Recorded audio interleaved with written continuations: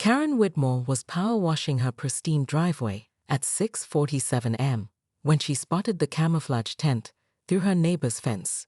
Her eye twitched, the same involuntary spasm that occurred whenever someone parked 0.3 inches over the property line or dared to paint their mailbox an unauthorized shade of beige.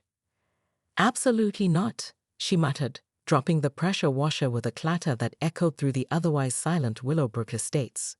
By 7:15 am, Karen had already photographed the tent from 17 different angles, cross-referenced Section 4.7b of the HOA bylaws, which clearly prohibited temporary structures of any kind, and composed a scathing email to the board. But as she marched toward 247 Maple Lane, property of that insufferable Dave Martinez, she noticed something that made her blood pressure spike even higher. There wasn't just one tent. There were at least 6, maybe 7, scattered across Dave's sprawling backyard, like some kind of hillbilly commune. "Dave," she bellowed, pounding on his front door hard enough to rattle the decorative glass panels. "Dave ma Trainees, get out here, right here now." When Dave finally appeared, coffee mug in hand, and looking like he just crawled out of bed, Karen was already vibrating with righteous indignation. "What," she said, jabbing a perfectly manicured finger toward his backyard, "is they tea?" Dave blinked slowly, following her gesture. "Oh, the camping thing. Yeah, they asked to use the property for some training exercise. Seemed harmless enough." "Harmless?" Karen's voice climbed 3 octaves. "Dave, this is a residential neighborhood with property values exceeding $800,000 per unit. We have standards. We have rules. Look, Karen, they're not bothering Anyon. They're bothering me." She pulled out her phone, scrolling through her meticulously organized HOA violation photos. "And according to Section 4.7b, subsection 3, you're looking at a $500 fine per day, per structure. That's," she calculated frantically, $3,500 per day. Dave's coffee mug paused halfway to his lips. "Karen, that's insane. They're just. I don't care if they're Navy SEALs, Dave. Rules are rules." She spun on her heel, already dialing her phone. "Marlene, it's Karen. We have a code red situation on Maple Lane. Multiple unauthorized structures, potential property value decimation, and Dave Martinez is being completely uncooperative." As she stalked back toward her house, Karen's mind was already 3 steps ahead. The HOA board meeting wasn't until Thursday, but this couldn't wait. She'd call an emergency session, maybe even contact the sheriff's department about trespassing. What Karen didn't know, what she couldn't have known as she spent the next 4 hours drafting increasingly aggressive enforcement letters, was that the harmless campers in Dave's backyard weren't weekend warriors or Boy Scouts. They were 20 FBI trainees conducting a classified surveillance exercise, and Karen Whitmore had just declared war on federal law enforcement. Sheriff Deputy Mike Torres had known Karen Whitmore for 6 years, ever since she'd called the department about her neighbors aggressively barking chihuahua. He'd responded to her calls about illegal garage sales, improperly parked trailers, and that memorable incident involving teenagers selling Girl Scout cookies without permits. But when he pulled up to Maple Lane and saw Karen in what appeared to be a heated standoff with someone in tactical gear, he knew this was different. "Karen," he called, stepping out of his patrol car. "What's the situation here?" "Mike, thank God." Karen rushed toward him, her usual composure cracking slightly. "These people are running some kind of operation in our neighborhood without proper permits or notification. They claim to be federal agents, but..." "Ma'am." Agent Rodriguez approached, badge held high. "Deputy Torres, I'm Agent Rodriguez, FBI. We're conducting an authorized training exercise on private property with the owner's full consent." Torres examined the badge, then looked at Karen, whose face was cycling through several shades of red. "Karen, if they have federal authority and property owner consent, I don't care if they have a note from the president." Karen's voice reached a pitch that made nearby birds take flight.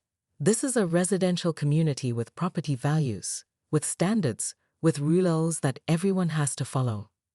Ma'am, Agent Rodriguez said carefully, federal operations supersede HOA regulations. Karen's eye began twitching again, but this time it was accompanied by a slow, terrifying smile. Agent Rodriguez, is it? Let me educate you about something. I've been fighting bureaucracy longer than you've been alive. I've taken on city councils, zoning boards, and 3 different mayors. I once got a Walmart resumed because their parking lot lighting was 0.2 lumens brighter than municipal code allowed. She pulled out her phone, scrolling through contacts. So when you tell me that federal operations supersede my authority in my neighborhood, you're making a fundamental error in judgment.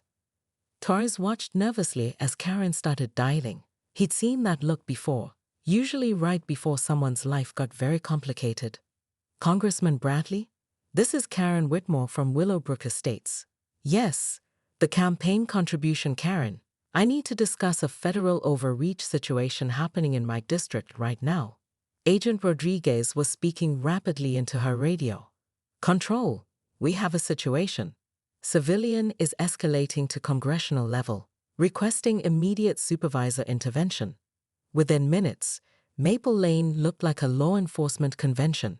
More FBI personnel, a supervisor's black SUV, and what appeared to be Karen's entire HOA board arriving in a convoy of luxury sedans. Karen stood in the center of it all, cell phone pressed to her ear, creating what could only be described as a bureaucratic hurricane. Senator Williams? Karen Whitmore. Yes, I vote in every election. I need to report a federal operation that appears to be violating local zoning ordinances. Agent Rodriguez's supervisor, a stern-faced man in his 50s, approached Torres. Deputy, can you help us understand the civilian situation here? Torres looked at Karen, who was now on her 4th phone call and had somehow procured a bullhorn. Sir, that's Karen Whitmore. She once got a federal highway rerouted because it violated the aesthetic standards of her neighborhood. The FBI supervisor's expression shifted from annoyance to something approaching respect. Are you telling me she actually succeeded? 3-year legal battle. The highway department finally gave up. As if summoned by their conversation, Karen turned toward them, bullhorn raised. Attention, POSONEA. You have 30 minutes to produce proper permits, environmental impact studies, and neighborhood notification documentation, or I will be forced to escalate this matter to the Department of Justice Complaints Division. Agent Rodriguez looked at her supervisor. Sir, what are our options here? Karen's voice boomed across the neighborhood again. 29 minutes. The supervisor rubbed his temples. How long is this training exercise supposed to last? 2 more days, sir. Change of plans. Pack it up. We're moving to the backup location. As the FBI personnel began breaking down their equipment, Karen lowered her bullhorn with a satisfied smile, but her victory was short-lived. Agent Rodriguez approached one final time, her expression unreadable. Mrs. Whitmore, you should know. This training exercise was focused on surveillance detection. We were testing our ability to operate undetected in civilian environments. Karen's triumphant smile faltered slightly, and, by noon, Karen had transformed her home office into a war room. Property surveys covered her mahogany desk, HOA bylaws were bookmarked with 17 different colored tabs, and her printer had been working overtime producing violation notices that could have constituted a small novel.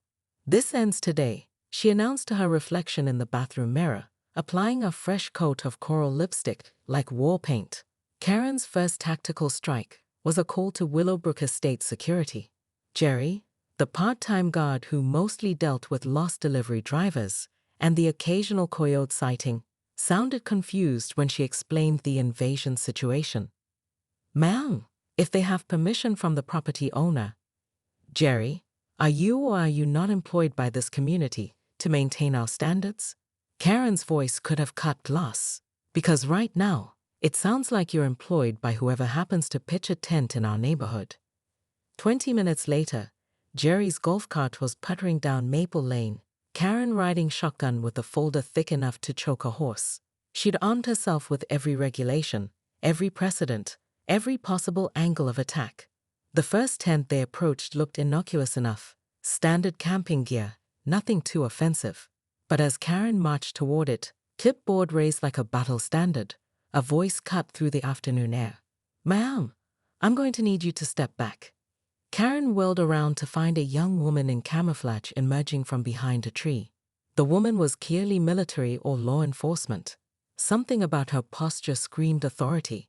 But Karen had dealt with authority before. She ate authority for breakfast. "Excuse me, but this is private property in a residential community, and you are in violation of..." "Ma'am." The woman's voice was patient but firm. "This is a federal training exercise. You need to return to your property immediately." Karen's mouth opened and closed like a goldfish. Federal? That was impossible. Dave Martinez couldn't organize a federal anything if his life depended on it. "I don't care if you're training for the Olympics," Karen finally sputtered. "This is Willowbrook Estates, and we have regulations that apply to everyone, including Agent Rodriguez." Another voice, male this time, crackling through what Karen now realized was a radio. "We have movement from the target house. Possible civilian interference." Target house. Karen's eyes darted around the neighborhood with new understanding. These people weren't camping. They were watching something. Someone. "Jerry," she hissed to the security guard, who was looking increasingly uncomfortable in his golf cart. "Call the sheriff. Now." "Ma'am, maybe we should." "KLD Sheriff." Agent Rodriguez was speaking quietly into her radio, and Karen caught fragments. "Hostile civilian. Potential compromise. Requesting backup." Backup? Oh, Karen would show them backup. She pulled out her phone and started dialing every number in her contacts. Board President Marlene. Vice President Chuck. That lawyer she'd consulted when the Petersons painted their fence the wrong shade of white. "This is Karen Whitmore, president of the Willowbrook Estates Neighborhood Watch, and I'm standing on Maple Lane witnessing what appears to be an illegal occupation of private property by unknown individuals claiming federal authority." As Karen spoke, she noticed more movement around the neighborhood. A man in a jogging outfit who was clearly not jogging. A woman walking a dog who kept glancing at house numbers. Another camouflaged figure near the Hendersons' prize-winning roses. The realization hit her like a freight train. They weren't just on Daig's property. They were everywhere. "You detected us in less than 4 hours and mobilized a response that included local law enforcement, elected officials, and federal oversight." Rodriguez paused, studying Karen with new interest. "We'd like to offer you a consulting position." Torres watched Karen's mouth open and close soundlessly. The first time in 6 years he'd seen her genuinely speechless. As the FBI convoy pulled away, Karen stood alone on Maple Lane, victory and confusion warring across her face. She'd won the battle, but something told her the war was just beginning. Her phone buzzed. A text from an unknown number. "Impressive work today. We'll be in touch. Agent Rodriguez." Karen stared at the message, her HOA president instincts tingling. She had a feeling her carefully ordered world was about to become much more complicated.